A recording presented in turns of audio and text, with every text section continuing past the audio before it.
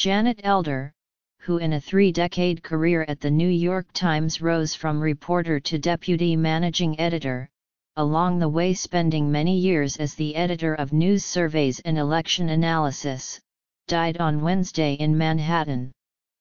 She was 61.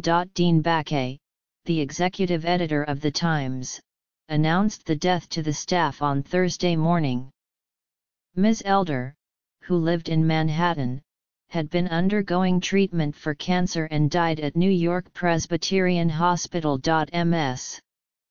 Elder became one of the highest-ranking women in the Times newsroom, in charge of the administrative side of the news operation.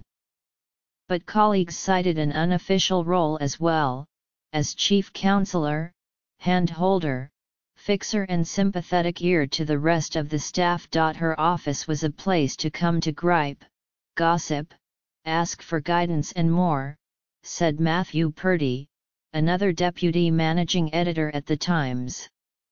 It was really her humanity that made her a central part of the newsroom, he said. Her responsibilities as deputy managing editor included staffing, career development and, several times in recent years, buyouts and layoffs. Point one duty was trying to make sure staff members overseas had the resources to do their jobs and were safe.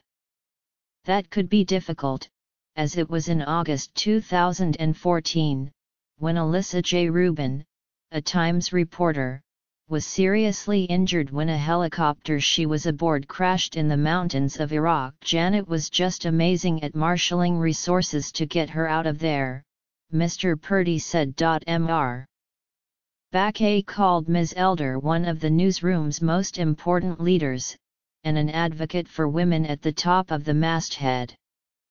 Carolyn Ryan, an assistant managing editor, echoed that thought. Part of Janet's gift was nurturing women here, she said, and I certainly felt that very personally. Ms. Elder was born on July 6, 1956, in Poughkeepsie, NY. She received bachelor's and master's degrees at New York University. She was hired by The Times full-time in the mid-1980s after working at the Children's Storefront, a tuition-free school in East Harlem. But Adam Clymer, a retired colleague who once led the paper's polling operation, said her first involvement with the paper was actually much earlier, as an interviewer on the first CBS News/Times poll. In 1975 we hired freelance interviewers, mostly students or unemployed actors, he said. Once she joined the staff and turned to reporting, her early articles often showed her interest in social issues. She wrote about childcare and parental leave, for instance, and adults with intellectual disabilities.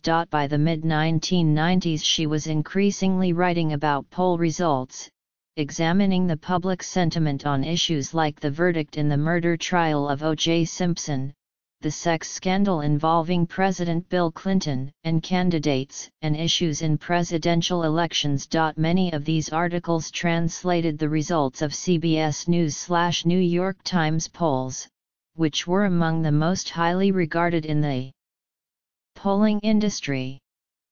She frequently shared bylines with Times political reporters on articles about how the public viewed specific elected officials, the fight against terrorism, same-sex marriage, and numerous other subjects.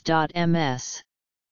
Elder, who was named the head of the polling department in 2005, occasionally wrote explanatory articles about survey taking, expounding on matters like how the timing or structure of a poll might influence the results.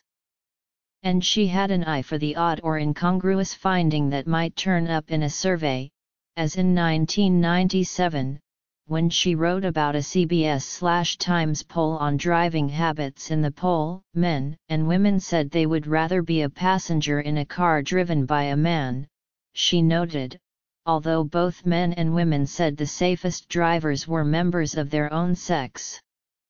In 2000, Ms. Elder designed a national survey that was part of the Times series How Races Lived in America, which won the Pulitzer Prize for National Reporting.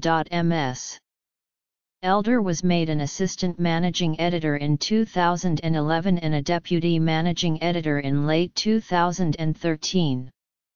The next year she became a driving force behind the creation of The Upshot, the Times's data-driven reports that analyze political, economic, and social issues and trends. In September, Ms. Elder was chosen to lead an effort to explore partnerships between the newspaper and philanthropies or universities to further journalism in various forms. She is survived by her husband, Rich Pinsky, whom she married in 1985, their son, Michael, a brother, William, and two sisters, Louise Potswally and Barbara Clark. In 2010, Ms. Elder made her cancer diagnosis and the related tale of a newly acquired family dog the focus of a book, Huck, the remarkable true story of how one lost puppy taught a family in a whole town about hope and happy endings. The book is a generally uplifting tale that concentrates on the search for the dog, Huck, after he becomes lost. But Ms. Elder, ever the reporter, also included some blunt passages about her medical journey.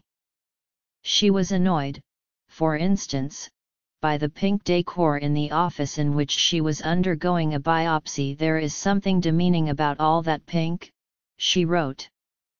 "Cancer is not pink. Cancer is serious business.